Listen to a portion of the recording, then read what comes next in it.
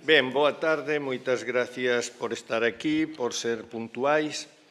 Imos proseguir coa sesión con este foro e, tal como comentamos, nesta sesión que se trata é de achegar elementos para esa loita contra a desinformación.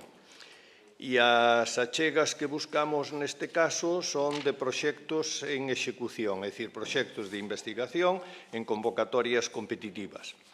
Primeira aclaración, non están todos que son, pero todos que son están, explícome. Hai outro proxecto en Málaga, vai haber unhas xornadas en Murcia, hai algún outro proxecto, pero procuramos que os proxectos galegos que hai que estén presentes e outros dos proxectos máis relevantes que hai no ámbito do Estado e as redes internacionais. E, sin máis, dou dúas pinceladas porque as 4 persoas que me acompañan teñen moita experiencia e teñen xa unha longa trayectoria no mundo da investigación e a comunicación. Empezando pola esquerda, Carlos Elías é catedrático de xornalismo, está na Universidade Carlos III de Madrid, casi rector, ven de competir nunhas eleccións polo rector, pero aquí está como responsable, director da cátedra Jean Monnet, que ten un proxecto específico sobre a desinformación e, por tanto, darános esa perspectiva e faranos esa achega. A miña esquerda, Clara González, ele é a responsable, xunto con Ramón Salaverría, da coordinación dunha antena ibérica dun proxecto da Comisión Europea para España e Portugal, que se chama Iberifier, que está no EDMO, é dicir, no observatorio e que está un pouco nas políticas neste momento na búsqueda de alternativas en Europa para diseñar precisamente proxectos para combatir a desinformación.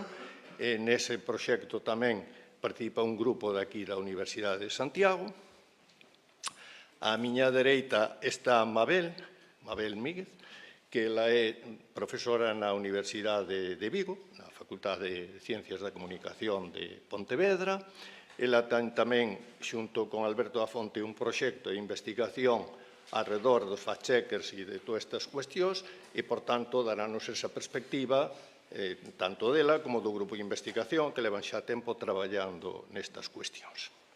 E a dereita, a extrema dereita da mesa, física, o profesor Xosé Rúas, que é tamén profesor da Universidade de Vigo, da Facultade de Ciencias da Comunicación de Pontevedra, que é director de departamento e que ten neste momento 2 proxectos de investigación, un que se coñece como proba concepto, que ten unhas características que logo nos explicará, e outro plan nacional, e que tamén investiga sobre estes aspectos. O obxecto de estudo ten precisamente que ver coa desinformación e co escenario da posverdade. E, como dicía xa mañán, non é casualidade que neste momento os grupos das 3 universidades galegas participan neste momento en 5 proxectos que teñen ben eles, ben proxectos de outro ámbito, do ámbito internacional. 5 e un que acaba de conseguir o sitio, 6 neste momento xa. Ben, pois, sin máis demora, imos entrar nos debates, nas reflexións, e explícolle só 2 cuestións para que imos intentar que isto seña o máis dinámico posible e como aí tamén hai moitos expertos e expertas para que teñan a oportunidade de intervir e facer as reflexións que estimen oportunas e as achegas que estimen oportunas. Van ter unha presentación inicial dos seus proxectos para que primeiro coñezamos o proxecto e logo iremos vendo 3 aspectos concretos das accións precisamente contra a desinformación neste momento, eses 3 ámbitos dos que xa se falou pola mañá, é dicir, o ámbito da regulación, o ámbito das ferramentas tecnolóxicas e o ámbito da formación mediática da educomunicación. Ben, e sin máis, para seguir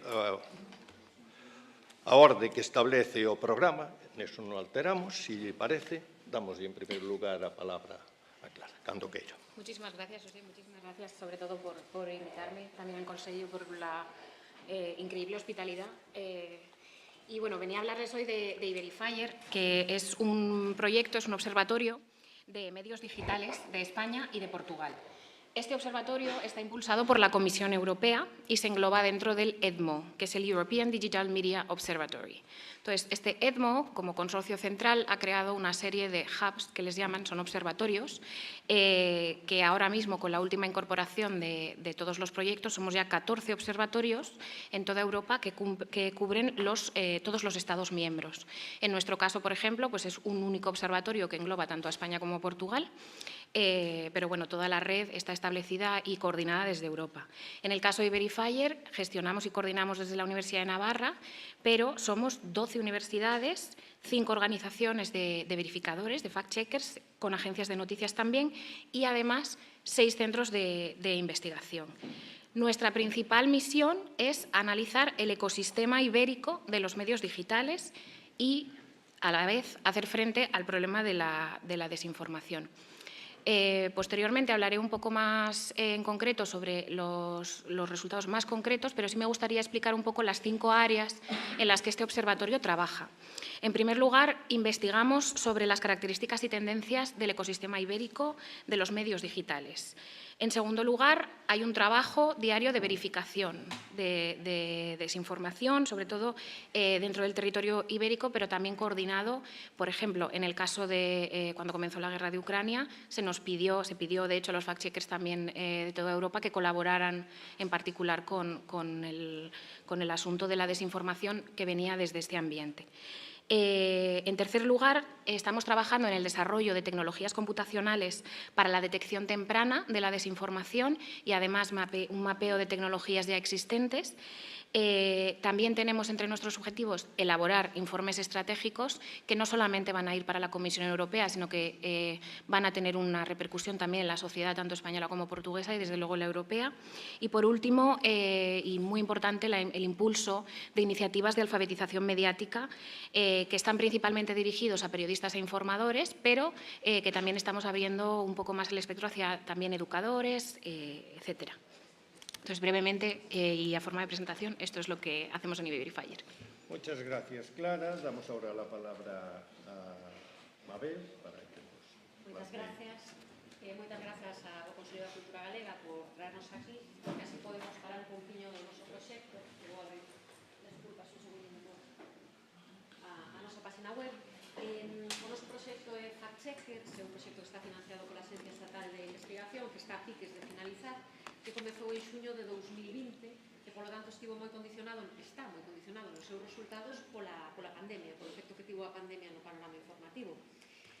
Nos falamos de fact-checkers, que acaba de mencionar Clara, esas entidades que se dedican a verificar datos, a verificar feitos. Pero o que nos ocupa a nós particularmente, desde o noso punto de vista, é a comunicación que estes fact-checkers fan para dar a coñecer os resultados da súa actividade e das súas verificacións, porque, bueno, este feito de facer chegar esa información á opinión pública é o que lles dá un valor adicional na loita contra a desinformación. E, concretamente, nos fixámonos nas dinámicas comunicativas que teñen en redes sociais. Analizamos as súas narrativas, os seus formatos, etc. E os fact-checkers que estudiamos son aqueles fact-checkers do ámbito iberoamericano que forman parte da IFCN, que é a Rede Internacional de Fact-Checking. Para poñernos en contexto e que saibamos de que tipo de entidades estamos falando, un 40% destes fact-checkers son ou dependen de medios de comunicación e axencias de noticias. Este sería en España, por exemplo, o caso de EFE Verifica, que depende da axencia EFE. Un 35% son organizacións non gubernamentais, como Maldita, que elabora Maldito Bulo, e o 25% restante son outro tipo de empresas privadas, como sería Neutral. Isto é o que ocorre nos iberoamericanos, pero a nivel mundial, bueno, as porcentaxes son bastante parecidas. En torno a un 70% dos contidos que estes fact-checkers difunden a través das súas redes sociais son verificacións, que é a esencia do seu traballo, é dicir, collen un determinado contido, unha noticia, unhas declaracións, o que sexa, e comproban a súa veracidade, facendo un desmentido ou unha verificación positiva, cando eses contidos resultan ser certos, que isto tamén sucede.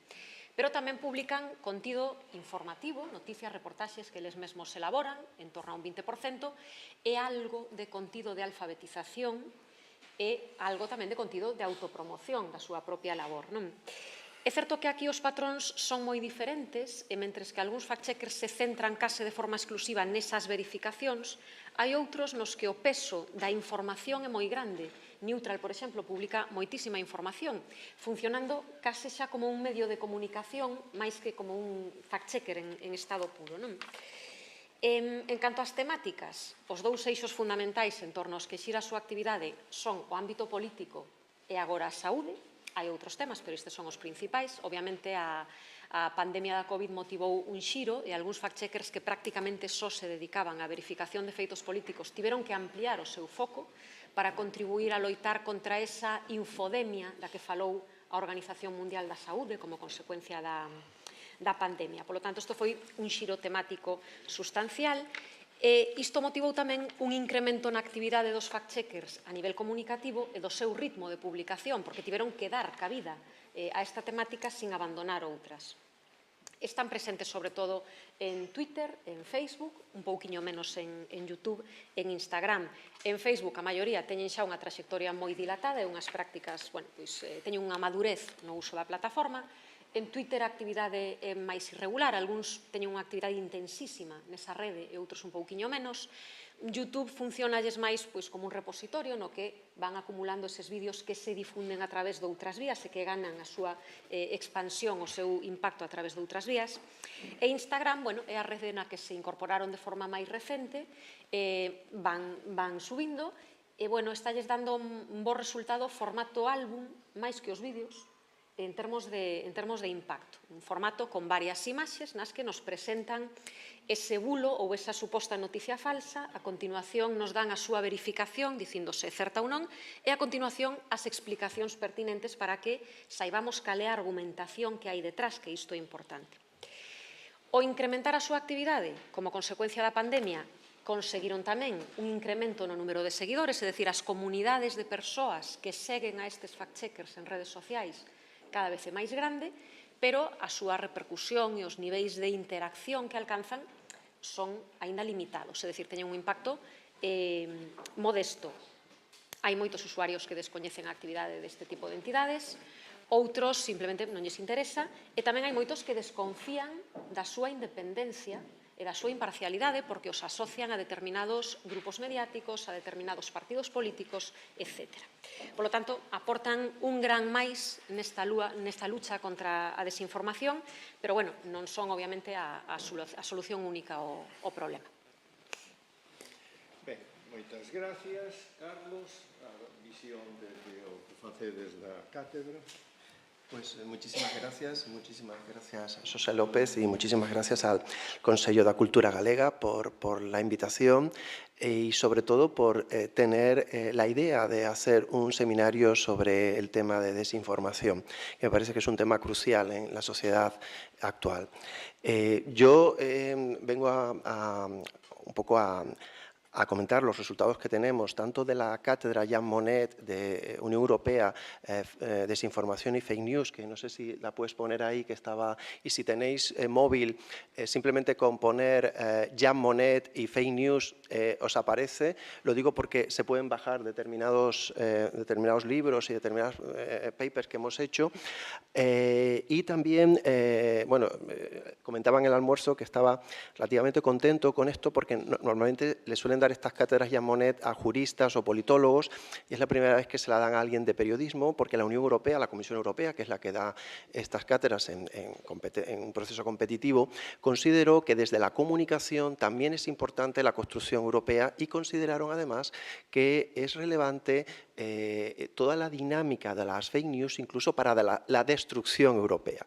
Y entonces, pues en ese sentido la financiaron. Y también tengo que mencionar a un proyecto nacional que acabamos de terminar con, yo soy COIP, con David Teira de la UNED, que es catedrático de Filosofía de la Ciencia, y esta mañana vino una filósofa, pues nosotros estábamos conjuntamente comunicación, o en este caso periodismo y filosofía de la ciencia, y el proyecto que se llama Racionalidad y Contraconocimiento, Epistemología de la detección de falsedades en relatos informativos, y justo acaba de terminar. ¿Y qué resultados tenemos o qué hemos visto? Pues tenemos básicamente 5 grandes áreas de resultados. En primer lugar, Hemos terminado, hoy mismo se ha depositado una tesis doctoral sobre los algoritmos que tiene Facebook y que tiene Google. Esta mañana se habló de algoritmos, justamente cómo funcionan y cómo hay un sesgo en la búsqueda de esos algoritmos para que, de alguna manera, lo que se llama sesgo de confirmación, es decir, la persona quiere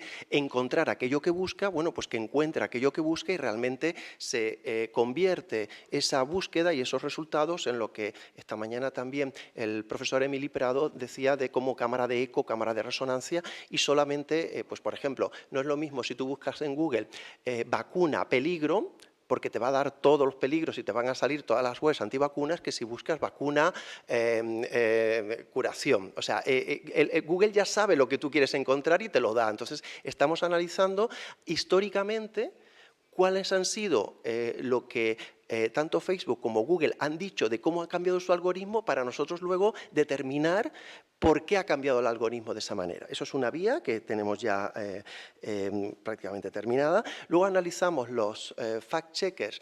Básicamente estamos analizando Neutral, pero también F-Verifica, y lo que estamos analizando es qué tipo de fuentes verifican, y estamos viendo cómo hay sesgo ideológico, es decir, se verifican más unas fuentes de unos partidos políticos, unas ideologías que otras, y nosotros lo que vamos a proponer, o lo que proponemos, es un método estadístico que estamos usando, el método estadístico que se utiliza para los ensayos clínicos, a ver si se puede utilizar en el fact-checking, de manera que se pueda hacer automático y no dependa del periodista, porque al final siempre hay una percepción por parte de la opinión pública de que a lo mejor Neutral, como aparece en La Sexta y como tal, pues tiene un sesgo determinado, o F-Verifica, pues que va a verificar más las noticias, a lo mejor de la derecha, porque ahora la derecha no está en el poder y F, como sabéis, el presidente o presidenta, en este caso de la agencia F, lo pone el gobierno, pues va a utilizar a la verificación, o sea, al fact-checker, para, de alguna manera, avalar una determinada posición política. Entonces, estamos analizando eso. Luego, a mí me interesa mucho el análisis de la ciencia y las pseudociencias, también se habló esta mañana, y en ese sentido analizamos dos corrientes. Estamos en dos tesis doctorales diferentes, una es el COVID, y la información sobre el COVID y los antivacunas. En ese sentido hemos hecho también dos encuestas, una en junio y otra en octubre, y estamos a punto también de enviar un paper, o creo que ya está enviado, además con dos colegas aquí, con Soengas y con Alberto Kian, respecto a ese tema, que son colegas de la Universidad de Santiago, sobre la percepción pública de los antivacunas y del COVID y cómo se informa la población, y también del cambio climático, porque en el cambio climático, si queréis preguntar más tarde, hay un problema que nosotros llamamos agnotología, que es como la producción de ignorancia, de cómo se está produciendo información científica falsa financiada por determinados, vamos a decir, actores importantes en las energías no renovables para poder contradecir a otros estudios científicos. Entonces, estamos analizando eso. Termino ya. Estamos haciendo otra vía de delitos de odio, de los delitos de odio en la red, y concretamente, como hay tantos, pues hemos tenido que acotar y nos estamos fijando en delitos de odio de la población judía, en el sentido de que tenemos un convenio con la Casa Sefarad de Madrid y nos está dando información determinada cuando aparecen ese tipo de delitos. Lo estamos monitorizando en Twitter y con otras herramientas para ver cómo se hace o cómo se construyen ese tipo de fake news. Por último, también acabamos de publicar un paper sobre cómo se crean los populismos y especialmente cómo la ultraderecha francesa ha logrado un blanqueamiento de su discurso y por el éxito que ha tenido. Lo estamos haciendo también ahora con Italia, porque también ha ganado las elecciones, entonces estamos analizando eso. El de Italia no lo hemos publicado, el de la ultraderecha francesa sí está publicado. Ese lo acabamos de publicar hace un mes, no aparece en la web porque, como decía el profesor López, bueno, me he presentado a rector y no he actualizado la web hace tiempo, entonces, bueno, pero se puede buscar en Google Scholar este paper. Y por último, nos interesa mucho también la relación entre inteligencia artificial, periodismo y la posible repercusión en las fake news. Junto a toda esta investigación tenemos una parte de divulgación. Si vais, por ejemplo, a la parte de divulgación, podéis bajaros un libro que es el Manual de Periodismo y Verificación de Noticias, un libro que hemos editado en la UNED y que está de libre disposición. Y además tenemos un curso, un MOOC, en el que es gratuito y cada uno de los profesores que participamos en el libro, pues damos una pequeña charla sobre eso, y además el curso luego lo podemos certificar por la UNED y todo esto, y tenemos algunas otras actividades que podéis ver ahí. Y por último, una parte más divulgativa en diferentes institutos, porque eso la Comisión Europea requiere que divulguemos un poco más, entonces en algunos institutos de secundaria y en algunas universidades, y me he comprometido, se lo he dicho ya al profesor José López, que voy a venir aquí a Santiago próximamente con el dinero que nos da la Comisión Europea de la Cátedra Jean Monnet para comentarle a los alumnos y alumnas de la Facultad de Comunicación de la Universidad de Santiago pues algunos de los resultados que tenemos y cómo vemos este tema de las fake news y la Unión Europea. Gracias, Carlos. No sé si me tarda mucho, lo siento. No, está muy bien. José Rúas. Bueno, boa tarde. Antes de nada, gracias por invitarnos aquí ao Consello da Cultura a falar de posverdade, de fake news, e a verdade é que falar de posverdade despois dun xantar por aquilo de que in vino veritas, pois xa a verdade xa aflora, non? Bueno, nós temos un proxecto destos que chaman de proba concepto, de proof of concept, que dirían os ingleses, non? Que é basicamente barallar un concepto e poñelo a proba e que funcione, non? E estamos na fase de facer que funcione, non? É dicir, a parte do que estamos acostumados na investigación de elaborar papers con moitas citas e tal, pois aquí tens que facer un produto moi tangible e que poda valer para algo, non? Basicamente, non sei aquí o noso proxecto, bueno, o que tratamos de crear unha aplicación digital que semiautomatice, e dicimos semiautomatice porque esta mañá se falou moito do componente humán, quer dizer, non todo é contrastable, é dicir, basicamente o que tratamos de cruzar bases de datos onde poda haber datos contrastables, non? Con declaracións que poden ser de medios de comunicación, de políticos, etc., non? E digo donde podan ser contrastables porque en moitas ocasións non son contrastables, non? Evidentemente, como é dun proxecto do Ministerio, pois non podía ser de outro xeito, nace con esa vocación de servizo público e, sobre todo, unha cuestión, non? Que poda ser auditable e que poda redundar na cadea de valor, non? Donde a propia comunidade se poña en valor. Se traballa a través de un sistema de blockchains e un sistema de tokens, non? Donde, precisamente, os propios verificadores teñan esa potestad de ser validados pola propia comunidade, non? Coido que isto, comentaba a compañeira Mabel, non? De que un 40% destas empresas dependen de medios de comunicación e un 25% dependen de empresas privadas, non? Iso di moito, bastante, di moito do negocio, sea por sesgo ideolóxico ou por sesgo de interés económico, non? Quer dicir, hai un lucro. Na desinformación, como falaremos tamén, hai un lucro non só moitas veces por parte dos que emiten as fake news, sino moitas veces tamén por parte dos verificadores, non? E aí que a ventaxe é a propia comunidade, non? Recordo unha destas axencias contactou unha facultade con nós, non? E pedía voluntarios para traballar de verificadores. Voluntarios, isto é como la corona esta que te ponen en el Burger King el día de tu cumpleaños. Rei por un día. Bueno, e que me dades por ser verificador? Pois un papeliño, un diplomiña, moi ben. E aparte que me levo deso. Co cual, é un tema despois para o debate que empezamos co la mano de obra barata tamén de las agencias de verificación. Bueno, neste caso, vese un grupo de comunicadores e tamén, evidentemente, precisamos de informáticos, tanto da Universidade de Vigo como da Universidade da Coruña, que son os que artellan estes motores de búsqueda para trasladar as bases de datos e ver as bases de datos, cruzalas cos datos que poda haber en declaracións, non? Evidentemente, todavía non chegamos ao nivel desto das deepfakes de poder analizar veracidade de imaxes ou non, porque todavía non temos medios, non?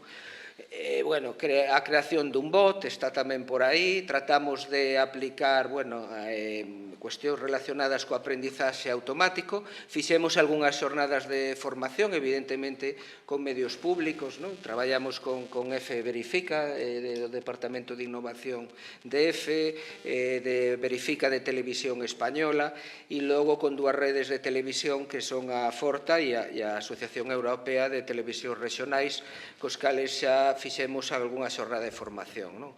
Bueno, basicamente, reivindicar sobre todo o papel de esas tipoloxías que temos, non? Están os usuarios, que son os que reclaman información, pero logo están os verificadores, que son os que, digamos, monetizan o seu traballo e poñen en valor o seu traballo.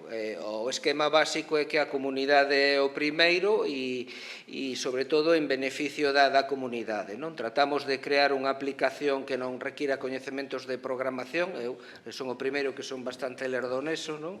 E, bueno, que sea sinxela e amable, segura e realmente transparente, non? Nos tratamos de traballar cunha cousa que é isto que se fai moito no mundo de alimentación, que é a trazabilidade. Ti, cando vas a comprar algo en supermercado, pois unha peza de terneira galega, pois se é terneira galega, onde foi criada e onde foi sacrificada, non? E o que tratamos de analizar é esa trazabilidade de información, onde parte a información e por que filtros vai pasando a información, non? Simplemente, bueno, aí tedes, se entrades na web de batru.com, tedes o proxecto. Temos unha cuestión importante que nos parece que é unha caixa de ferramentas, non? É dicir, isto é un tema que tamén podemos discutir, que quen queira darlle poder ao usuario, que quen queira pode acceder a unha serie de ferramentas ou enlaces, pois alguén falaba esta mañá da guerra de Ucraína, bueno, pois ver aí enlaces onde podan acceder a esta caixa de ferramentas, e que cada uno se lo construya, non?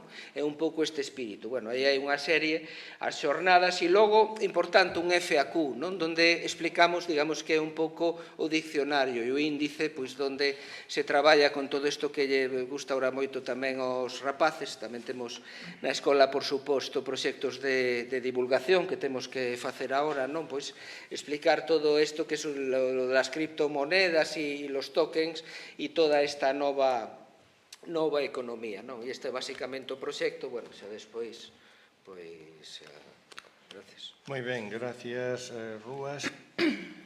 Un segundo aspecto que nos gustaría situar para logo participar todos e todas é a delimitación de responsabilidades e os ámbitos de actuación.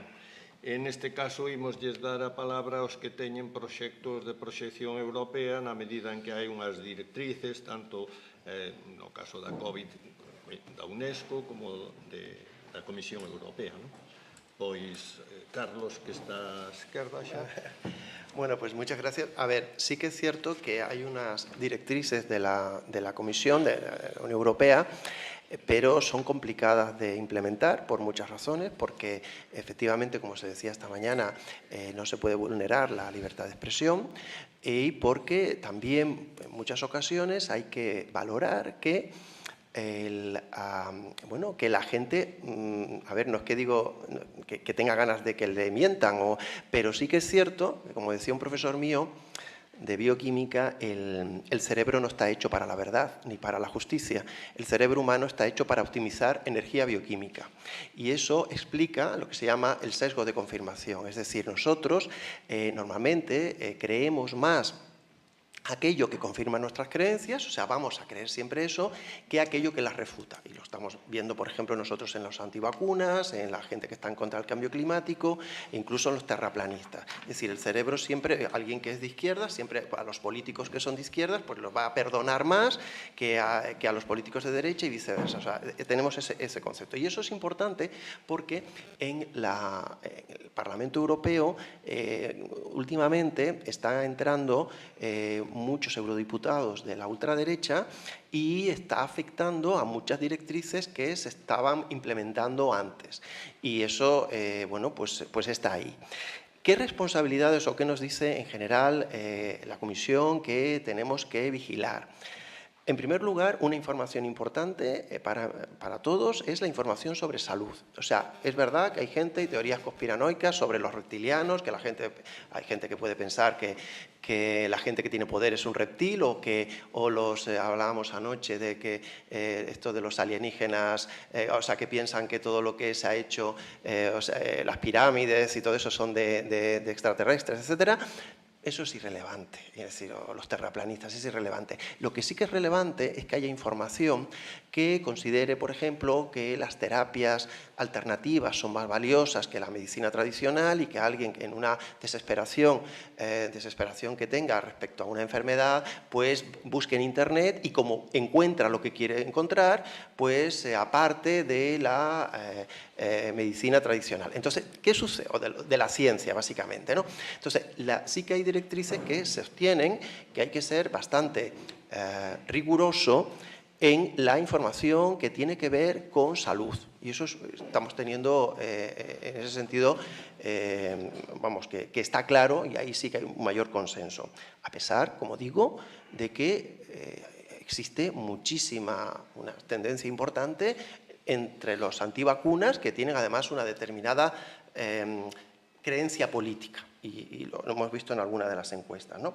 Luego, hay una preocupación por el discurso populista, vamos a decir extremista, en los medios de comunicación. Y aquí hay otro problema que tiene que ver con, hablábamos también anoche, de lo que supone que como consecuencia de la precariedad laboral en el periodismo, pues se hace lo que se llama un periodismo declarativo. Y un periodismo declarativo, pues es que yo no miento, yo hago lo que me dice el presidente de gobierno o el consejero o tal científico. Entonces, claro, en ese periodismo declarativo, si el declarante, si la fuente miente o desinforma, en realidad tú estás como medio de comunicación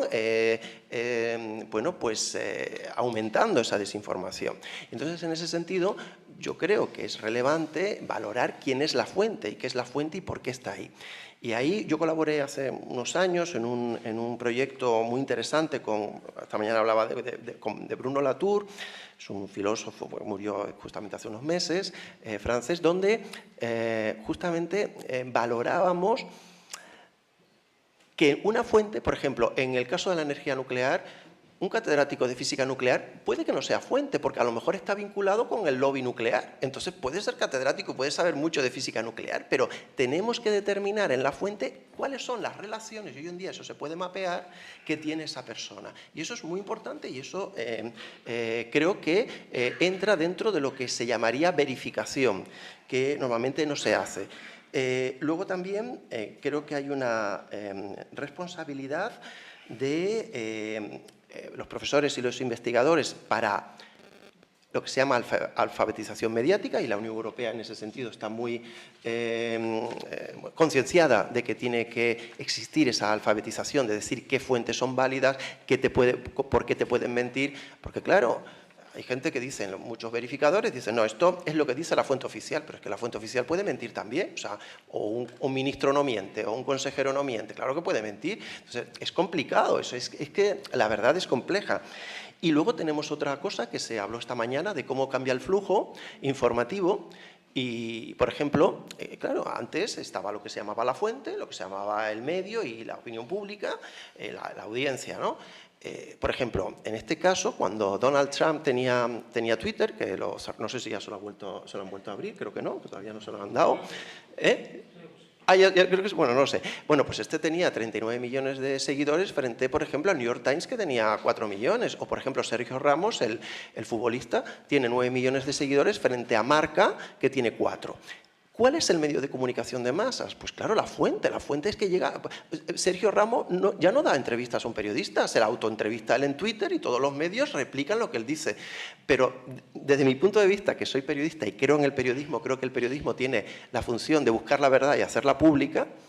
Sin embargo, una fuente no, ni un político, ni un científico, o sea, un científico cuando habla de ciencia sí, pero si tú hablas desde el punto de vista de tu opinión, ni desde luego un futbolista, ellos están hablando para su propia conveniencia, ¿no? Entonces, esto distorsiona muchísimo el mapa de comunicación porque, claro, esta gente tiene libertad de expresión.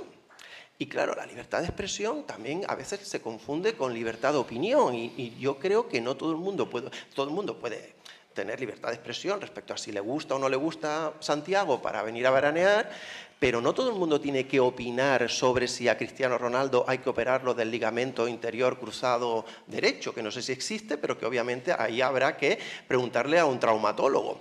Y cada vez más opinamos de todo de lo que no sabemos, ¿no? Y eso es un problema que la Unión Europea pues, también valora respecto a lo que es libertad de opinión, libertad de expresión, y aquí en España en concreto pues estamos teniendo, al margen de eso, el fenómeno del tertulianismo, que no es habitual en otros países, en donde tenemos la misma persona que es capaz de hablar de COVID, del volcán de La Palma y de la guerra de Ucrania. Y claro, es que eso también aumenta la sensación de que todo el mundo sabe de todo y que yo puedo hablar de todo y que me puedo creer todo o no creerme nada, ¿no? Y es un problema importante. Creo que la regulación va a ser muy difícil de hacer porque no hay un consenso claro entre distintos países y distintas sensibilidades y distintos grupos políticos, pero sí que me consta que la Comisión Europea tiene informes sobre distintos medios, pero no se pueden hacer públicos. Imaginaros, por ejemplo, que la Comisión dijera que OK Diario desinforma, se armaría. No lo puede decir. O que desinforma otro medio, ¿no? Entonces, para la Comisión es muy complicado y donde va es a la comunicación mediática, a los fact-checkers, pero los fact-checkers también tienen un problema, que lo comenté antes, y es que tienen sesgo y lo estamos analizando, que tienen sesgos. Y obviamente estoy segurísimo, y además me lo han confirmado, que EFE verifica más declaraciones de políticos que están en contra del gobierno, pero es cierto, o sea, si luego ganara el PP haría lo contrario, porque en realidad son medios que depende, su jefe depende del gobierno, ¿no? Entonces, es un problema complejo. Y luego con la verificación ocurre otra cosa. Por ejemplo, a Donald Trump le verificaban toda la información el New York Times y el Washington Post. Y lo que consiguieron era que tuviera más seguidores. Porque uno de los efectos de los sesgos cognitivos es que la gente, cuando atacan a tu líder, reafirmas tu posición a favor de ese líder, ¿no? Y entonces Donald Trump, eso no le afectó absolutamente nada a todo lo que decía el New York Times. Es más, cargaban contra el New York Times. Y otro problema que está teniendo el New York Times, por ejemplo, es que como ahora a Joe Biden no lo está verificando tanto, en teoría porque miente menos, está perdiendo también seguidores, ¿no? Entonces, es un problema complejo que no sabemos cómo, que la Comisión Europea quiere abordar, pero que es difícil de implementar. Pero sí que nos permite investigar mucho y ir a Bruselas de vez en cuando y hablar de estos temas. Pero es difícil de implementar porque la libertad es muy importante y porque nadie quiere vivir en un sistema como el ruso o como el chino, en donde está muy controlada la información, y eso no quiere decir que tengan mejor información. Gracias. Clara. Gracias. Bueno, Carlos, es que mucho de lo que has contado, bueno, de hecho mucho de lo que ha contado Mabel y lo que ha contado José también, tienen mucho que ver con lo que hacemos en Iberifier. Entonces, me quedo sobre todo con el tema de las fuentes. Uno de nuestros proyectos principales ha sido un mapeo de todos los medios digitales de España y de Portugal. Es un mapeo que ahora mismo es público, completamente interactivo, que podéis acceder a map.iberifier.eu y entonces ahí podéis ver dentro del mapa de España y de Portugal, con sus archipiélagos, las islas, etcétera, dónde están situados los medios digitales. Tenemos localizados más de 5.000 desde el momento de la publicación. Hay también opción a que los propios medios puedan contactar con nosotros si hay alguna parte que no está o bien reflejada, etcétera, porque hay un perfil, hay una hoja de información de cada uno de los medios en el que también hemos aportado datos sobre tipo de financiación, temática, idioma en el que se trabaja, las redes sociales. También hacemos un seguimiento de esto. ¿Y por qué? Porque nos interesa también el apartado de la trazabilidad. La Comisión Europea no sabía muy bien cuando empezaron todos estos proyectos, o en el caso del nuestro, cómo afrontar o cómo investigar sobre este tema, y nosotros propusimos las 5 áreas temáticas que les he mencionado antes. Entonces, primero nos parecía importante conocer el ecosistema de medios. Ya tenemos ese ecosistema, ya tenemos un mapa, ya tenemos además con una granularidad bastante espectacular, porque estamos hablando a nivel provincia, municipio, también en el caso de España, sobre todo en Portugal es otra distribución geográfica, pero Entonces, con este trabajo, más todo el trabajo que están haciendo los fact-checkers, cuando nosotros iniciamos este proceso, el equipo de fact-checking se comprometió a enviar a la Comisión Europea, al final de la duración del proyecto, que termina en febrero del próximo año, un total de 2.000 bulos verificados, comprobados, contrastados, ¿vale? 2.000 claims, que le llaman, sobre desinformación. Estamos ya cerca de conseguirlo y todavía no hemos acabado el proyecto. O sea, el trabajo que se está generando es súper importante. Gracias a esto, gracias al apoyo técnico, que también ha sido muy importante para nosotros, el contar con socios mucho más tecnológicos, como por ejemplo el Barcelona Supercomputing Center, los compañeros de la Politécnica de Madrid, de la Universidad de Granada, están trabajando en aspectos muchísimo más tecnológicos y lo que nos han permitido es crear, unir estos dos elementos, ¿no? El mapeo de los medios digitales que nosotros tenemos, y ahora tenemos la posibilidad de contrastarlo con todos los claims, los bulos que han salido, y ver si hay alguna repercusión, si ha habido alguna forma de trazar por dónde ha circulado ese bulo. Entendemos que otras formas o otros aspectos, como por ejemplo investigar en tema de redes sociales, con Twitter, con Telegram, por ejemplo, también lo estamos trabajando, pero nos planteamos, o sobre todo especialmente los fact-checkers, se han dado cuenta de la gran cantidad de desinformación que circula entre redes muy cercanas y privadas, como por ejemplo WhatsApp. Entonces, como eso es mucho más difícil de trazar, pues al final se van aproximando mediante la investigación, la distribución de cómo esas noticias o esa desinformación, esos bulos van viajando, ¿no? Entonces, me parece importante recalcar el tema ya no solo de las fuentes, sino también de esa trazabilidad, de poder examinar, poder ver qué es lo que se ha publicado y cómo ha viajado este tema. Además de todo esto, contribuimos de una forma muy activa a los informes mensuales que publica el EDMO.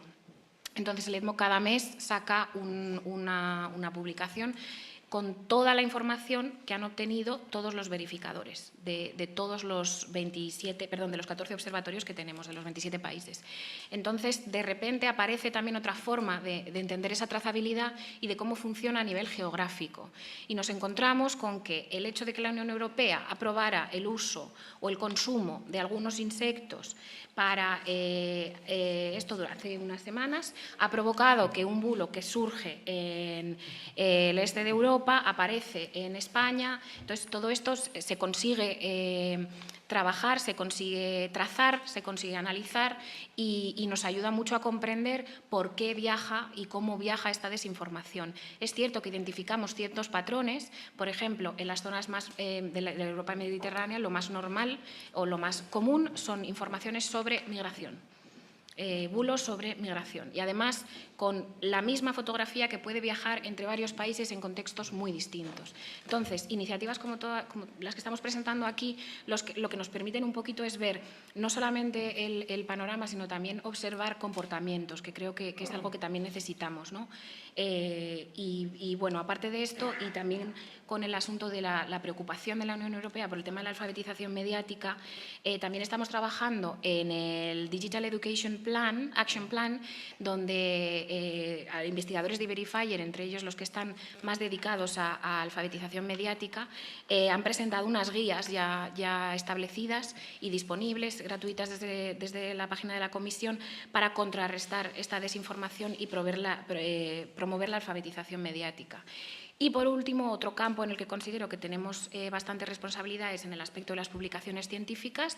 También hemos organizado varios call for papers, uno que termina mañana el plazo y otro que se acaba de abrir, sobre desinformación, ya sea pues en distintos aspectos, ¿no? O bien más centrado en la alfabetización mediática, más centrado en tecnología y bueno, simplemente eso, contrarrestar un poquito la problemática que tenemos ahora con el exceso de desinformación y el problema de no saber exactamente de dónde está surgiendo. Gracias, Clara. Mabel. Sí. Bueno, fixen aquí varias anotacións tamén do que fostes comentando. Con respecto a onde se difunde a desinformación, a ese tipo de ámbitos, bueno, tendo en conta o que comentaba o profesor Emili Prado esta mañá, non? Esa cartografía do sistema, temos por un lado eses medios de comunicación de masas, que aí é onde as directrices da Comisión Europea intentan traballar e intentan incidir, e onde poden facelo, pero claro, logo está ese gran almacén universal virtual no que temos de todo e no que a capacidade de maniobra é moi inferior, sobre todo se nos imos ao ámbito das redes de mensaxería privadas como WhatsApp que dicía Clara, non? E aquí está o gran problema, porque unha gran parte do discurso de odio, por exemplo, non está só nos medios de comunicación, está fundamentalmente neste ámbito das redes sociais, non? E con este tema do discurso de odio engarzo tamén co dos ámbitos desde o punto de vista temático. A Comisión Europea pon como foco prioritario o ámbito da saúde, porque é crucial, e isto viuse co COVID, de aí que os fact-checkers incrementaran tanto a súa actividade. Había que correxir as ideas que se estaban difundindo acerca da orixe do virus, das vías de contagio, incluso das cifras de mortalidade, por non falar despois xa do movimento antivacunas, non? Chegado o momento, pero a política sigue acaparando a maioría da atención.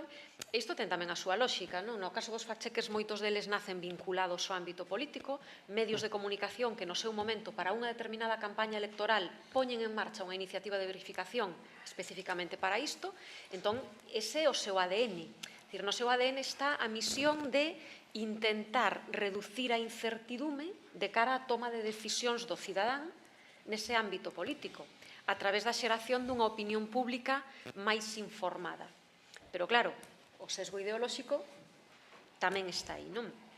Hai outros ámbitos que tamén se mencionaban esta mañán, falábase de COVID, de política, de celebrities, cambio climático, inmigración. Eu sí que a veces boto en falta que se poña máis o foco de atención nese tipo de desinformación que se xera en torno a colectivos vulnerables ou en torno a minorías. Falo de inmigrantes, falo de refuxiados, agora máis que nunca, pero antes tamén. Falo de persoas do colectivo LGTBI, falo de mulleres víctimas de violencia de xénero, falo de colectivos activistas como poden ser as feministas ou os feministas, que son colectivos, pero que son persoas contra as que ha instaurado un discurso de odio que xa existía antes, pero antes tiña unha capacidade expansiva moito menor. Agora o ataque é persistente, é permanente, é constante, é moi extensivo e ten, polo tanto, unha gran capacidade para xerar un impacto negativo nestas persoas a través da súa difusión.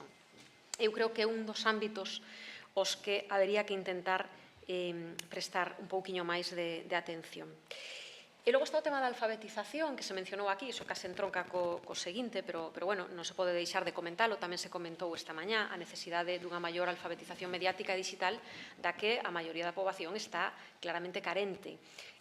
Hai un tempo puxéronnos nas mans uns dispositivos, puxéronnos nas mans unhas redes sociais que ninguén nos explicou como funcionaban, e ante os que estamos moi indefensos e que nos poñemos nas mans dos nosos fillos e fillas, adolescentes, que tampouco lle aportamos moitas ferramentas para saber lidiar nese contexto que antes non existía, que nós non sabemos e tampouco lle sabemos transmitir.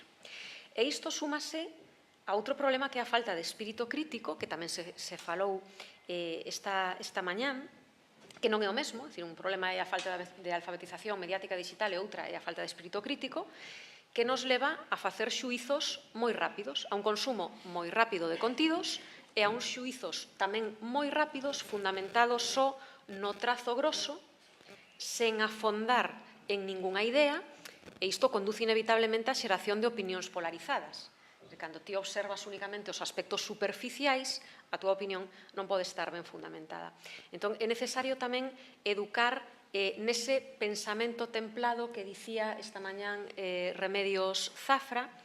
É necesario educar na conciencia de que hai que afondar nos asuntos, que as realidades son complexas de entender, que a obxectividade é difícil de acadar, e que non podemos coñecer un tema en profundidade a partir de pinceladas superficiais. Entón, este é un problema que ven vinculado á cuestión da alfabetización tamén, no que tamén habería que traballar. Sí, bueno, eu como estamos no Consello da Cultura, pois quería falar un pouco tamén máis que nada coa intención tamén, xa que estamos de tarde, de espolear un pouco, non? E falar un pouco do componente cultural, que ten que ver a cultura, non? Moitas veces falamos, por exemplo, tamén de cuestión política, cando en realidad estamos ante unha cuestión cultural. Nos análisis que estamos a facer, tamén noutro proxecto de investigación, por comparacións tamén coa realidade de Europa, dos distintos continentes, sorprende casos como de Asia, donde houbo, por exemplo, en Hong Kong, polémicas sobre quen é o que precisa dunha lei, porque necesitamos ter unha lei, quenes son os medios de comunicación para promover e os gobernos para promover unha lei, e sobre todo casos como os que poño aí, partidos que, partido gobernante, casos como de Corea, que retiran unha lei porque viron que provocou mesmo reaccións violentas, polo tema do control, Frente a iso temos outra cuestión, e traigo aquí a colación, que estuvo a semana pasada María Ressa, que fora Premio Nobel da Paz, e dixo isto nunha entrevista na radio, A desinformación é como a cocaína, se a tomas unha ou dúas veces non hai problema,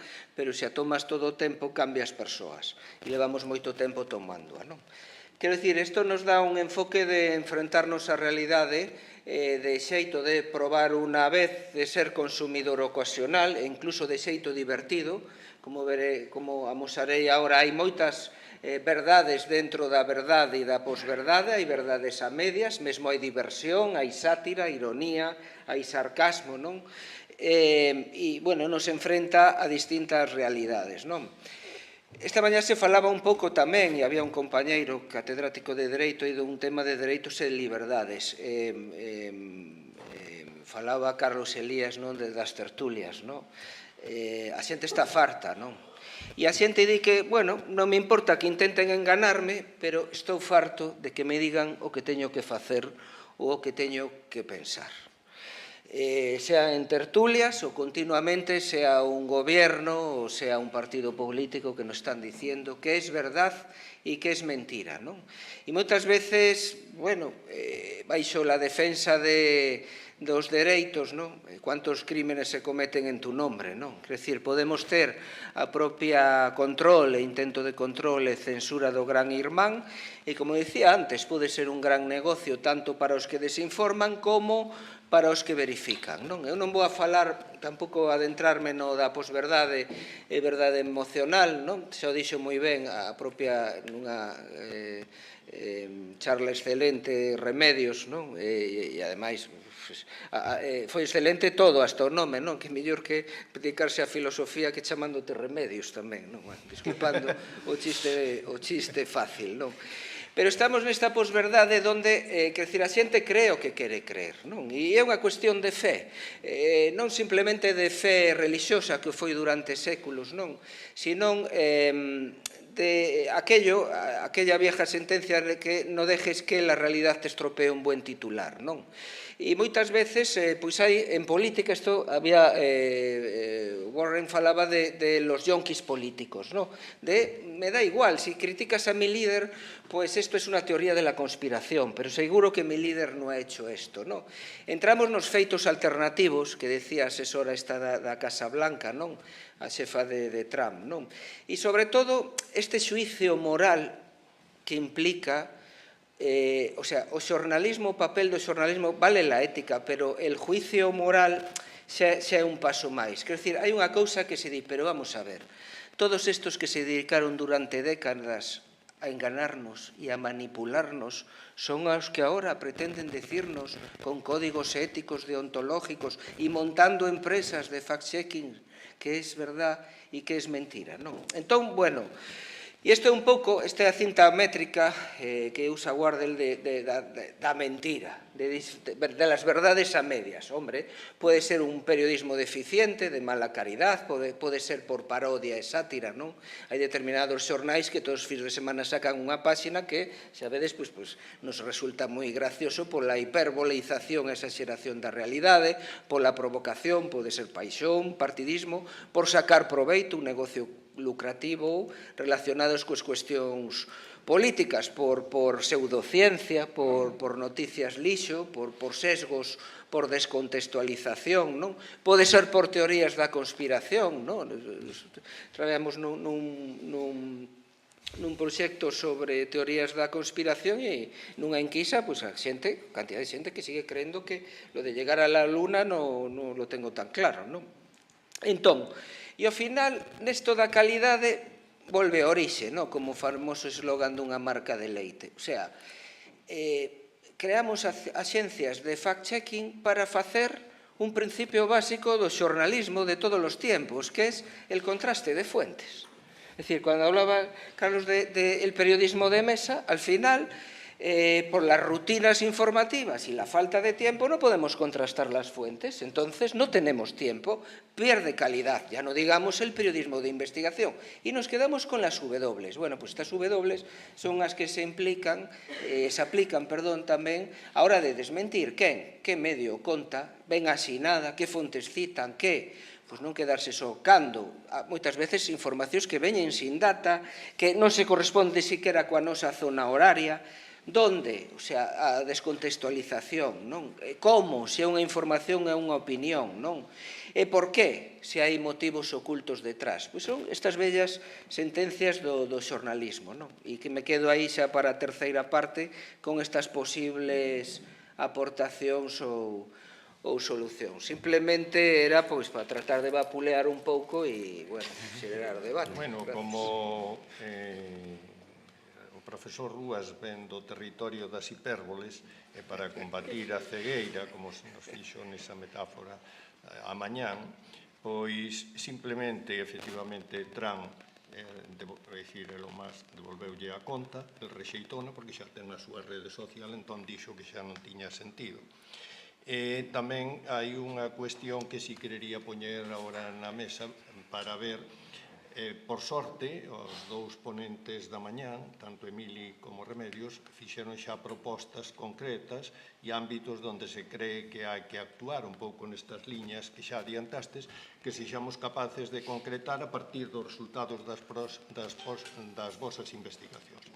E no ámbito da regulación, aínda que agora nos sentimos un pouco, como xa moi ben introduciu o profesor Carlos Elías, esa posición en relación coa proposta que fixo a Comisión Europea dunha lei de liberdade de medios de comunicación para protexer a pluralidade e a independencia, que é de final, creo que de setembro do ano pasado, e, por tanto, que efectivamente xenerou esas tensións, sigue xenerando, pero que é unha perspectiva nova, desde logo, por primeira vez no noso ámbito, plantease esta cuestión. Entón, devolvo a palabra a Rúas porque creo que xa tiña as propostas e como anda no territorio das hipérboles, empezamos. Sí, bueno, básicamente tres posibles solucións, non? Sin verdades absolutas, non? Coido que o propio Papa Francisco xa deixou isto dos dogmas de fe pa a historia, non? Isto tampouco relativismo ético, non? Pero evidentemente é un tema que se falou esta mañá, o poder dos usuarios, non? Hablamos todo esto del empoderamiento ciudadano, ¿no? Entonces, bueno, los medios me pueden producir cierta desconfianza, ¿no? Empiezan a tener críticas las empresas, las propias empresas de fact-checking, ¿no? Bueno, al final los usuarios tienen el poder, ¿no? Y al final tamén é un tema cultural, ¿no? Quiero decir que moitas veces creo que a Vanguardia, que casi diario publica cales son na súa página web as noticias máis vistas, non? E son as noticias que son menos noticias, non? Tamén se falaba esta mañá que a xente consume cada vez menos noticias, tamén moitas veces máis chascarrillos, máis bulos, non? Isto pasa moitas veces, non? Cando se fala dos políticos, es que os políticos están aí porque a xente os vota e representa a sociedade, quero dicir que... Entón, moitas veces estamos nun tema cultural, non? Entón, é o poder dos usuarios, moitas veces, non? Eu creo que bueno, é certo que é unha sociedade, bueno, moitas veces, bueno, moi manipulada, pero tampouco desconfiemos tanto do poder da sociedade e o poder dos usuarios, non? En segundo lugar, acreditar a calidade dos verificadores e os procesos de verificación, non? Eu agora estou tamén nesta que descoñecía hasta hai pouco e que aproveito para presentárvola, a European Fact-Checking Standards Network, que é como el sello de calidad de las agencias de fact-checking, non? Entonces, tens que comprobar unha serie de pautas que siguen nas súas rutinas de traballo para comprobar que, efectivamente, non hai ese sesgo ideolóxico, non hai negocios detrás, que tamén pode ser, non? Entonces, como ese sello de calidad. E, en terceiro lugar, bueno, pois un clásico que non por ser clásico deixa de ter vixencia, non? Que é alfabetización digital tanto na escola, na universidade. E outro aspecto que estamos a ver tamén nunha enquisa que estamos a facer, que é as demandas dende os propios profesionais da información de formación en cuestións relacionadas coa desinformación, a detección de bulos, porque ven tamén mesmo incluso como recurso e saída laboral, non? Desde os propios formadores, non? Entonces, digamos, son as tres cousas que aportaría. E tamén entendo que por ese proxecto de proba concepto precisamente ferramentas de código aberto a disposición dos usuarios. Sí, claro, ao final olvídame falar do meu, non? Quero dicir, bueno, sí, sobre todo eso, non? Un pouco onde se poña en valor aos propios verificadores, quero dicir, eu puxen ese exemplo porque me pareceu sintomático, non? A xencia de fact-checking que empeza a ser isto como as prácticas en algúns medios de comunicación, non? A ver, quen quere de vuestros alumnos hacer de verificador e colaborar como voluntario haciendo de verificador. O sea, empezamos ya con la mano de obra barata alimentando ese sistema que no queremos, ¿no? Vale. Sí, bueno, medidas para combater a desinformación están xa a maioría delas faladas, non? Desde o punto de vista dos medios temos esa regulamentación na que se está a traballar e que ten que ser de moita utilidade, ollo con non pasarnos tamén, non? Polo que dicía Carlos, que non queremos estados totalitarios. E logo temos a formación. E aí, bueno, pois hai múltiples iniciativas desde moitas organizacións, desde moitos grupos. Nós, desde o noso proxecto, estamos intentando aportar tamén un pouquiño neste sentido. Sobre todo, bueno, pois quero destacar o labor que está facendo o profesor Alberto Dafonte, que está hoxe aquí, e que é o COIP deste proxecto conmigo. No ano 2021 organizamos por primeira vez na Universidade de Vigo un seminario de loita contra a desinformación que estaba dirixido á comunidade universitaria, pero aberto tamén a calquera outro público. En 2022 repetimos a iniciativa e, bueno, pois hai que ver a ver se isto vai a ter continuidade, non? Ademais, a Universidade de Vigo ten tamén un programa de colaboración con institutos a través de charlas científico-técnicas. Este ano incorporamos ao catálogo unha charla tamén de loita contra a desinformación que pretende formar o alumnado de secundaria, de bacharelato, en aspectos deste tipo. O profesor Dafonte xa leva impartidas varias destas sesións. De momento estamos satisfeitos coa iniciativa. Unha das cousas que lles ensina é como facer unha fake news, como facer unha nova falsa, porque é moi importante que entendan o sinxelo que é e que entendan que o resultado a veces é moi difícil de distinguir dunha información que é verdadeira, por iso é tan necesario ese espírito crítico. Esperamos non estar formando desinformadores en potencia ou darlle as ferramentas para como facer este tipo de cousas. E outro elemento no que estamos traballando agora mesmo é, que forma parte dos obxectivos do proxecto, é a creación dunha serie de recursos educativos en aberto para poñer a disposición de docentes, de centros e de alumnado para que poidan utilizar. Concretamente estamos producindo agora unha serie de vídeos curtos polo tema este do formato audiovisual que está claro que hai que chegar a través de aí e, bueno, posteriormente haberá que testar o seu impacto e a súa utilidade, non? Isto tense que acompañar, obviamente, de iniciativas educativas máis estruturais e que veñan desde a primeira infancia, porque senón non imos a ningures. Dito isto, engado, e o mellor tamén como elemento de debate, ainda que isto tamén saiu xa por aquí, non queremos, ningún de nos quere, un Estado totalitario que nos coarte a liberdade de expresión. Penso que tampouco queremos estados paternalistas. E volvemos ao que comentaba Rúas da liberdade do individuo. O individuo ten liberdade, hai liberdade de expresión que permite a mentira, por así decirlo, pero tamén hai liberdade de elección e liberdade de decisión. Eu teño liberdade de elexir consumir unhas fontes que sexan fiables ou non, sempre cando teña por detrás esa formación que me permita identificalas. E teño a liberdade de elexir uns determinados contidos ou outros. Se a formación falla, podemos culpar a cidadanía das malas decisións. Se a formación mellora, chega un momento en que os individuos, como conxunto social, tamén temos que asumir esa mea culpa, é dicir, a desinformación prospera porque a deixamos prosperar. E non sei ata que punto podemos chegar a intervir nisto, é dicir, as redes sociais son incontrolables, os únicos que podemos controlalas somos os usuarios, ou decidir non consumir determinadas cuestións, non? E, bueno, ese é un elemento que queda para o debate. Gracias. Clara. Bueno, yo querría hablar un poco de las propuestas de Verifyer en 4 aspectos principales. Primero, saber, conocer, o sea, a través de los informes que estamos realizando, a través del mapeo, estamos tratando de obtener toda la información posible que nos permita ver un poquito el panorama en el que nos estamos moviendo, ¿no? Hay muchas temáticas distintas de informes. Tenemos publicado uno en el que colaboró activamente el FECIP, también forma parte de Verifyer, sobre el impacto de la desinformación en la ciencia y la tecnología.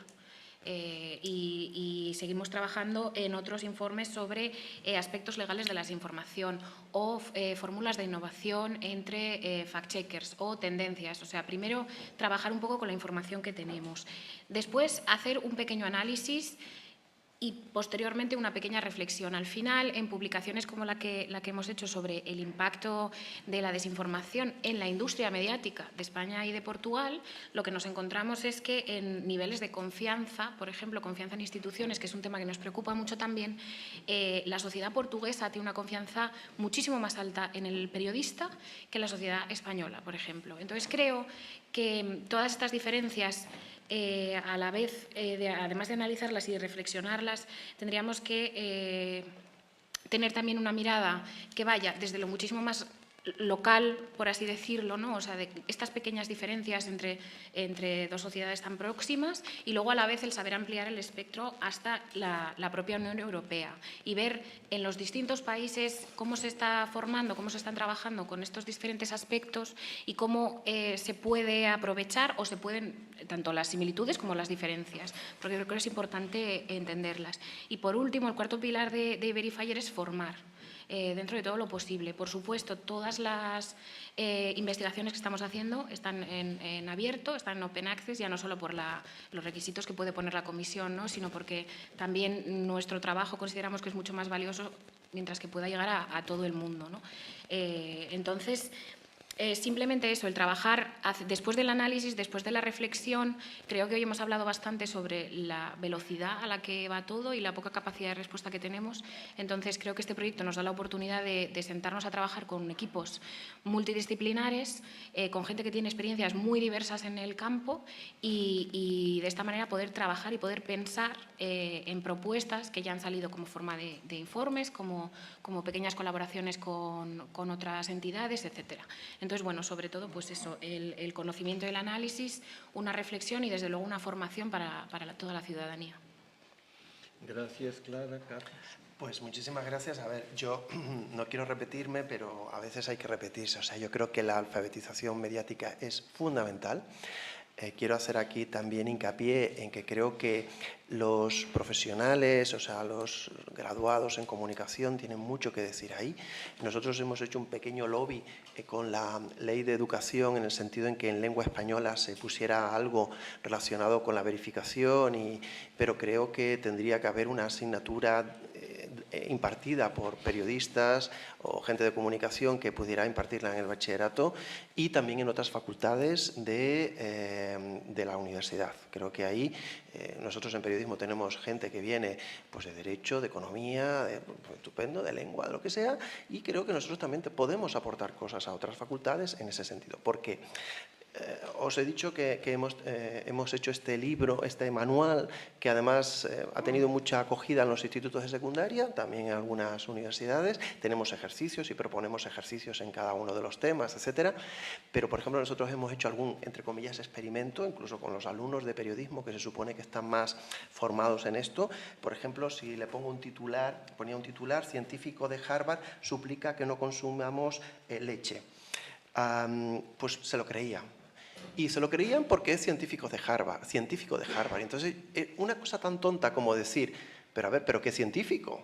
Pepito Pérez, porque claro, si dicen Carlos Elías, dice tal, yo de vez en cuando hago un chequeo de dónde sale mi nombre, y si yo veo que mi nombre sale en algo que yo no he dicho o en un medio que yo no he puesto nada, pues denuncio. Pero si pone a lo mejor profesor de la Carlos III, pues nadie denuncia nada. Y entonces, claro, eso es, por ejemplo, es un detalle de que si no está el nombre, pues yo no me creo nada. Un científico de Harvard, ¿cómo se llama? Porque si yo lo googleo, alguien saldrá que está en Harvard.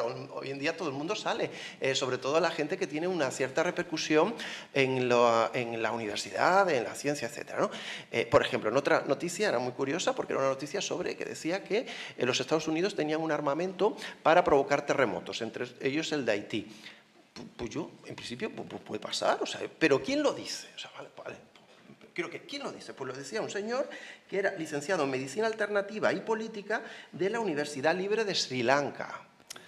Hombre, es que alguien con ese pedigrí, pues yo no me tengo por qué creer que esto sea cierto. Entonces, ese tipo de cosas, que es que eso en una clase lo dice, o sea, cuidado con quién dice esto, porque los alumnos que nosotros teníamos se creyeron la información porque ponían científicos de Harvard. Claro, Harvard o la NASA no tiene posibilidades en su gabinete de prensa de chequear todo lo que aparece de su universidad. Entonces, claro, pero Harvard, como es famosa y aparece hasta en Harry Potter, pues la gente se lo cree, ¿no? Y está el número 1 en los rankings, etc. Y me parece muy importante esa alfabetización, de decir, cómo es tan fácil, por ejemplo, todas estas webs se llaman The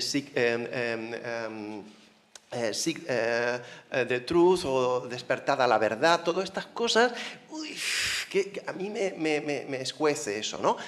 El programa, por ejemplo, de Iker Jiménez, cuando decía, no, es que yo tengo aquí gente que viene que va a decir la verdad y tal. Me interesa mucho, por ejemplo, cómo se construyen las teorías de conspiración, que al final son relatos, y como todos relatos, tú tienes un buen villano, pues Bill Gates, o los masones, o los no sé cuántos, pues es un buen villano, como todo, el villano, en una ficción, el bueno puede ser mediocre, pero si el villano es bueno de verdad, o sea, es malo, pues el relato funciona, y una buena trama. Y entonces eso se construye y tiene una... Entonces también tenemos que ver un poco cómo se hacen esas cosas, ¿no? Lo que nosotros hemos percibido es que la mayoría de los bulos vienen efectivamente por las redes sociales, especialmente por WhatsApp. Nosotros analizamos muchos audios al principio del COVID de gente que no decía el nombre ni nada, pero salía amargada en un hospital de no sé dónde diciendo aquí se está muriendo todo el mundo. Pero ¿quién es esa persona? ¿Cómo se llama? Soy enfermera de no sé... Pero bueno, ¿cómo te llamas? ¿Y cómo te llamas? Para yo ver si de verdad existes, porque hoy en día todo se puede... Y entonces, esa pequeña... o sea, simplemente decir, ¿pero quién eres? Para yo creerme esto. O sea, pues yo aquí me han presentado, aquí a todos nos han presentado y nos pueden chequear. Entonces, yo aquí no puedo venir a hablar de traumatología, porque ¿qué voy a hacer yo hablando de traumatología? O sea, es que no sé. Entonces, eso me parece importante. Y luego, lo que nosotros hemos visto es que los medios que vamos a llamar quality papers, los medios, vamos a decir, de calidad, los que todo el mundo... En realidad, bueno, pueden tener su sesgo ideológico, obviamente. Tú puedes tener su línea ideológica en función de la audiencia a la que vaya. Pero no dicen grandes mentiras, o sea, no dices, o sea, te puede parecer que el país o el mundo puede pensar, pero en realidad no son ni anticiencia, ni antivacunas, ni dicen que los extraterrestres han construido las pirámides, es decir, y entonces a mí me parece, por ejemplo, que una cosa que nosotros hemos propuesto es que se financie de alguna manera, igual que se subvenciona al cine, y me parece bien que se financie, porque si no, nadie lo vería, y es bueno que eso se financie, pues a mí me parece que los medios que a lo mejor demuestren que tienen unas determinadas técnicas de verificación, que demuestren que ponen, que contrastan las fuentes, que no solamente hacen periodismo declarativo, es decir, que tengan una serie de elementos que la puedan demostrar, pues que reciban una financiación, igual que se financia el cine o se financia la cultura, y tampoco escuece tanto, ¿no? Y no creo que el cine sea pro poder, porque claro, es que si lo financia el poder, pues no podemos... No, pues el cine es muy contrapoder también y se financia. Y nosotros, yo creo que eso sería una buena medida, porque tenemos que recuperar la confianza. Yo, lo siento, porque yo soy periodista, he sido periodista mucho tiempo y pienso que la manera es una alfabetización, como podemos ver el entorno, lo que nos puede hacer daño, pero ojo, hay una alfabetización, por ejemplo, sobre los alimentos, que no hay que comer azúcar, que no hay que comer, y la gente sigue comiendo azúcar y sigue no haciendo ejercicio, o sea, que decirte que te pueden informar, pero tú luego haces lo que quieras. Entonces, eso por un lado, y por otro, tener unos medios que nos garanticen lo que yo pienso que es la función de la ciencia y del periodismo, que es buscar la verdad y hacerla pública. Y pienso que de alguna manera se tendrían que financiar de alguna forma esos medios que son quality papers. Otra cosa es que la gente no los consuma, porque a mí, no sé si pasa en vuestras facultades, yo me siento fatal cuando regalan el periódico de papel en la entrada de la facultad de periodismo, porque si fuera en la de veterinaria, digo, bueno, pues a lo mejor los veterinarios, vale, pero en la de periodismo, y pues a lo mejor ponen 40 periódicos y ahí entro, lo cojo yo y salgo y hay lo mismo. Es decir, que nadie lo ha cogido en una facultad de, digo, es una facultad de comunicación, ¿cómo no se puede coger esto? Pues tenemos ahí un problema también. Y a lo mejor en esa alfabetización mediática, pues decir, oye, cuidado, hay que consumir estos medios, hay que valorar esto, también hablar de los sesgos cognitivos, o cuidado, que la gente normalmente siempre quiere creer aquello que confirma su visión, también hablar un poco de cómo funcionan los medios, de lo que decía esta mañana, del entorno, vamos a decir, de mercado, y de cómo funcionan los medios de mercado y todo eso, pues habrá que explicárselo, porque la gente no lo sabe. Y en ese sentido, pues tener un poquito de cultura mediática para poder navegar por todo este entorno que antes, como esta mañana decía el profesor Emili Prado, pues teníamos como acotados quienes nos informaban y ahora pues no lo tenemos. Y a mí me parece que eso es un poco de sentido común de algo que nos ha venido, que tenemos que aprender cómo convivir en esa selva y tener unas pequeñas reglas. Yo, con respecto a la regulación, sigo siendo, bueno, me da un poco de miedo, o sea, el que se diga qué medios son los que dicen la verdad, cuáles no lo dicen, qué fuentes, o sea, me da un poco de miedo porque no sé en qué puede terminar. Y porque, insisto, la mayor o muchísima de la desinformación proviene del poder, pero de siempre, eso no voy a inventar nada ahora. Entonces, proviene del poder. Entonces, claro, si el poder es quien controla eso, pues, en fin. ¿Y por qué el poder está, vamos a decir, molesto? Pues porque ahora hay gente que no es poder que puede desinformar igual. Pero en realidad me da un poco de miedo esto de la regulación desde el poder. Otra cosa es la autorregulación de medios, la regulación de tal, pero desde el poder me da miedo porque... lo decía anoche, mi tesis doctoral es cómo se engañó el Consejo Superior de Investigación Científica, engañó en la catástrofe de Doñana y en el Prestige en los resultados científicos. Es decir, que el poder, ¿por qué? Porque el presidente era elegido por el presidente de gobierno. Entonces, claro, utiliza la ciencia para avalar decisiones políticas. Entonces, claro, ojo con el poder, porque a mí me da miedo.